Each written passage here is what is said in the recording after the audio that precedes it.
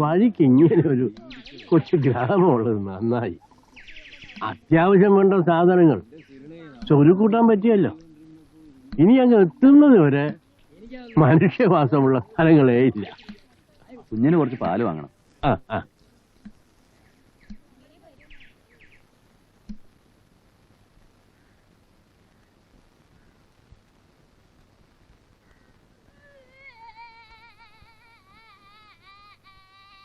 ഒരു ചായ വേണം.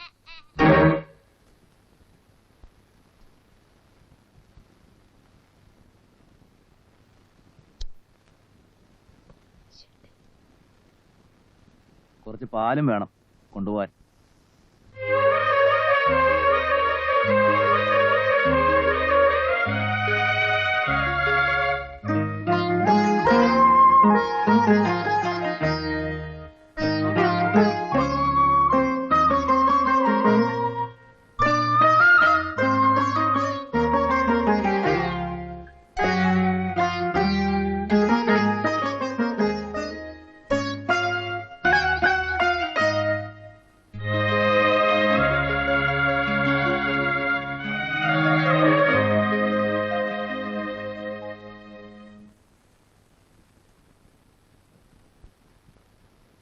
ജയിലിൽ നിന്ന് വന്നു. കുറച്ചായി. ഞാനൊരു കത്തയച്ചിരുന്നു ജയിലിലേക്ക്. കൊച്ചനിയന്റെ കയ്യിൽ ആരും കാണാണ്ട് ഏൽപ്പിച്ചതാ. കിട്ടിയോ ഇല്ലെന്ന്. കിട്ടി. നിന്റെ കല്യാണം കഴിഞ്ഞ പിറ്റേ ആഴ്ച. ഞാൻ കരുതിയത് നീയെങ്കിലും രക്ഷപ്പെട്ടിരിക്കുന്ന.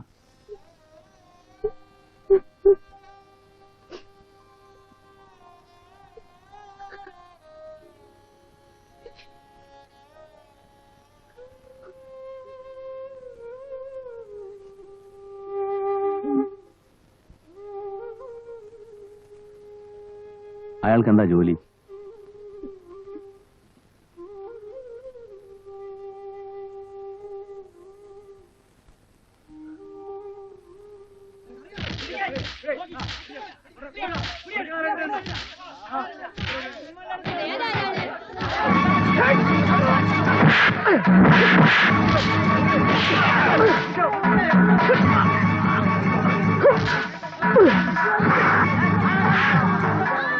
കഴിവുള്ള മക്കളെ വളർത്തുന്നോ?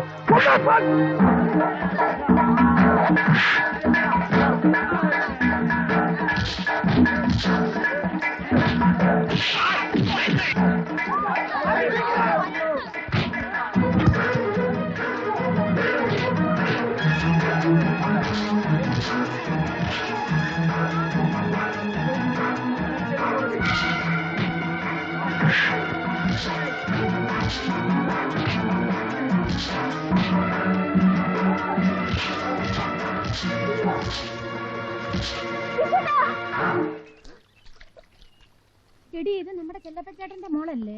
അയ്യോ നളിനി, അവക്ക് ഈ ഗതി വന്നല്ലോ എന്റെ ഈശ്വര.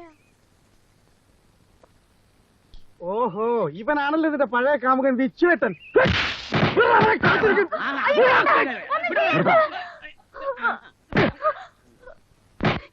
വരൂ, നമുക്ക് പോവാം. വരൂ.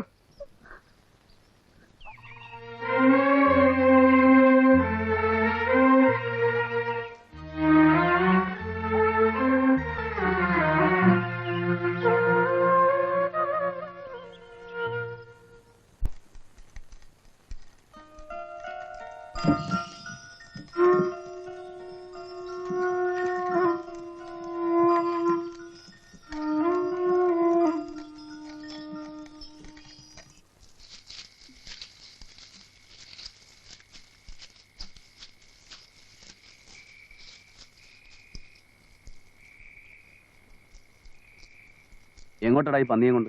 നാളെ മാപ്പിളാരുടെ വലിയ പെരുന്നാളല്ലേ. നിസ്കാരത്തിന് രാവിലെ പള്ളിയിലെത്തുമ്പോ എന്തെങ്കിലും ഒരു കണി വേണ്ടടാ. ഇതിനേക്കാൾ നല്ലൊരു കണി വേറെ എവിടെ കിട്ടും? അച്ചു, നീ തീ കൊണ്ട് കളിക്കരുത്. ഇനിയൊരു വെളിച്ചപ്പാടിനെ തല്ലാൻ മാപ്പിളമാരുടെ കൈ പൊന്തരുത്. അതിന് ബഷീർ എന്ത് പിഴച്ചു? വാറ്റുചാരായം കുടിച്ച് മുസ്ലിയാരുടെ മുറ്റത്ത് കയറി തുള്ളിയാൽ വെളിച്ചപ്പാടിനെ മാപ്പിളമാരല്ല ഹിന്ദുക്കൾ തന്നെ തല്ലു. വെളിച്ചപ്പാട് ഭഗവതി കയറി അമ്പലത്തിന്റെ നടയിലാ തുള്ളേണ്ടത്. അല്ലേലും നിനക്ക് കൂറും മാപ്പിള കുടിയിലാണല്ലോ. അച്ചു വേണ്ട, മാറടാ. ഞങ്ങളെ തന്തയ്ക്ക് പറഞ്ഞ ഹിന്ദുക്കളുണ്ടൂടെ വരടാ. വേണ്ട അച്ചു. അത് ഞങ്ങൾ പോയിക്കോളാം, നീ പോ. എടാ നാളെ അമ്പലത്തിന്റെ മുറ്റത്ത് അവരൊരു പശുവിന്റെ തലയെടുത്തിട്ടാ നമ്മൾ സഹിക്കുവോ? ഇന്ന് വെളിച്ചപ്പാടിനെ തല്ലിയവര് നാളെ അതും ചെയ്യും. അത് തടയണം. അതിനിതേ ഉള്ളു വഴി. നീ മറിയ. വേണ്ട അച്ചു.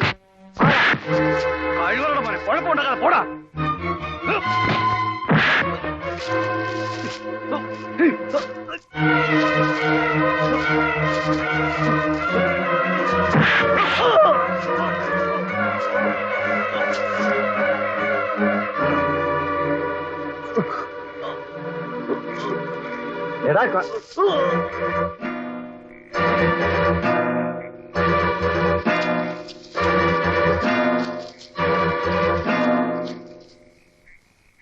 എന്റെ ദൈവമേ, പന്നിയുടെ ശവം മുസ്ലിം പള്ളിയുടെ മുറ്റത്ത് കൊണ്ടുവന്നിടുക.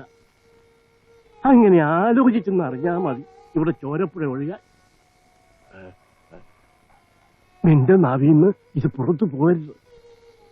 ഒരു വലിയ വിപത്താണ് നീ ഒഴിവാക്കിയത് മോനെ. പോ, എവിടെയെങ്കിലും പോയി രക്ഷപ്പെടും. പോ. ഞാൻ ഇല്ല, പോ. പോകാനാണ് പറഞ്ഞത്. ഇവിടെ നിൽക്കരുത്. പോ, പോയി രക്ഷപ്പെടും.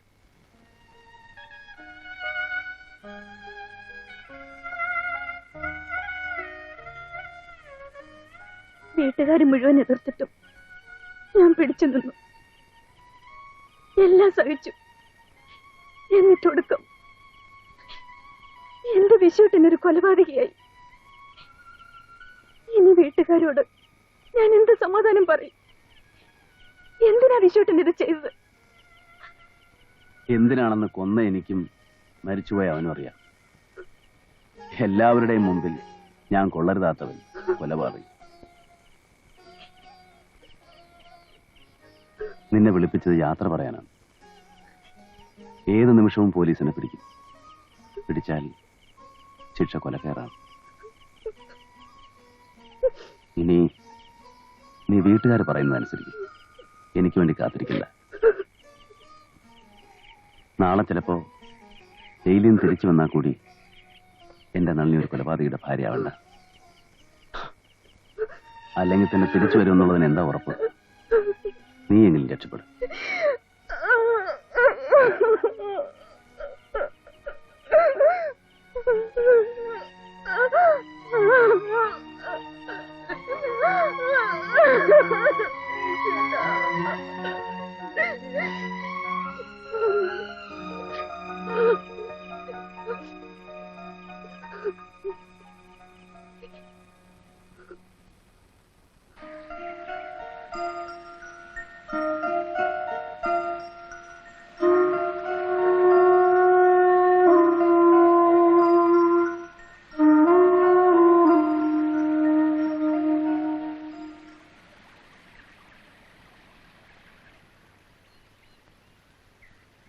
നളിനീച്ചി പാവം, കഷ്ടമാണ് അതിന്റെ ജീവിതം.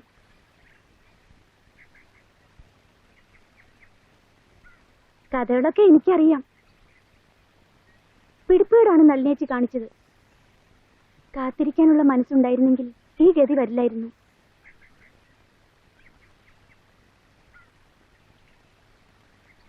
ഉള്ളറിഞ്ഞ് സ്നേഹിക്കുന്ന പെണ്ണ് കാത്തിരിക്കും.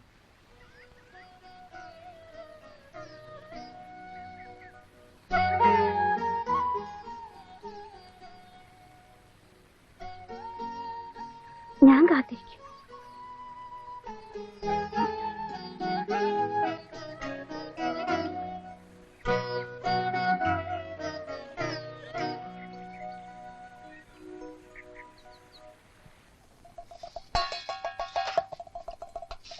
എടാ കഴുതേ, വെള്ളം കള തിളക്കുന്നുണ്ടല്ലേ? അരി കഴിയോ? കഴിയില്ല. എന്താ സൗകര്യപ്പെട്ടില്ല. എന്താ ചേ, എന്നെ കയറി ഭരിക്കാൻ വരുന്ന ഇയാളോട് ഒരു 100 പ്രാവശ്യം ഞാൻ പറഞ്ഞിട്ടുണ്ട്. ഞാൻ പറയുന്ന കേട്ടാ നിന്റെ അറിഞ്ഞാൽ ദൂരി പോവോ? അനുസരിപ്പിക്കാൻ ഇയാൾ ആരുവാ? ചക്രവർത്തിയോ? അയ്യോ, എന്റെ അമ്മ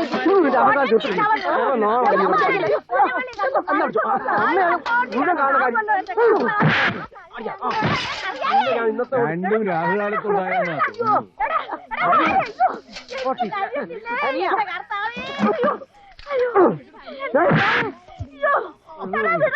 അതിന്റെ അപ്പഴ അത് നീ എന്നാ? എന്റെ അമ്മ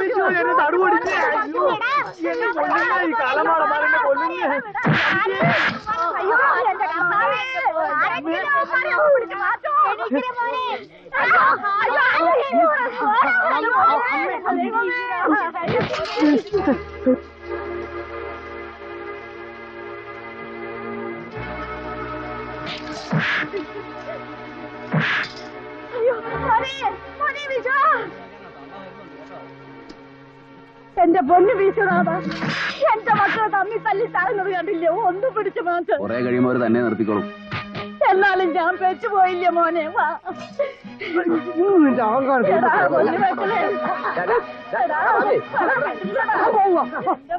ചേട്ടാ അടി കൂടുന്നിടത്ത് വല്ലവനും എന്തോ കാര്യം?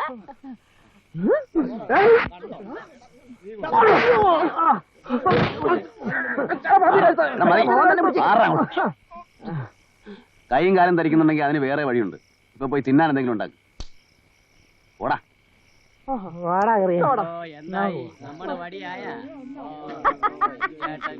നാട്ടീന്ന് പോന്നേ പിന്നെ ഇപ്പഴാ ഒരു അരക്കുണ്ടായി.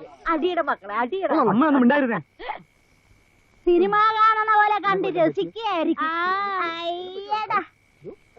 ഇതേ ഞങ്ങളുടെ പഴയ നിയമത്തിലുള്ളതാ. കായേനും ആബേലും ആപത്തിന്റെ അവയുടെ മക്കളാ. കണ്ട് രസിക്കുന്നു. മക്കളെ ഇങ്ങോട്ട് വന്നേ, അമ്മച്ചി വാ, അമ്മച്ചി ഇങ്ങോട്ട് വരാൻ.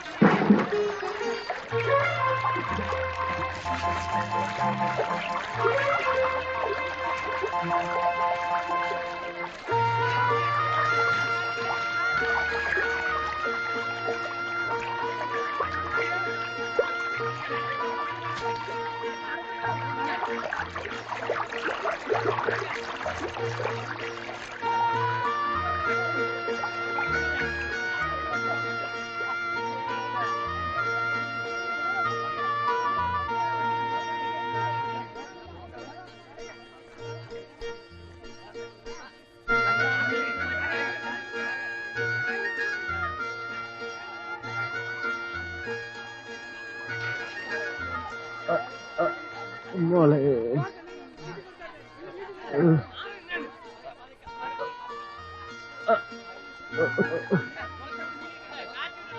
മോളെ എന്റെ നോക്കൊന്നും പറ്റില്ല, അവൾ ഇവിടെ ഉണ്ട്. എന്നിട്ടേ അജയനെ ആ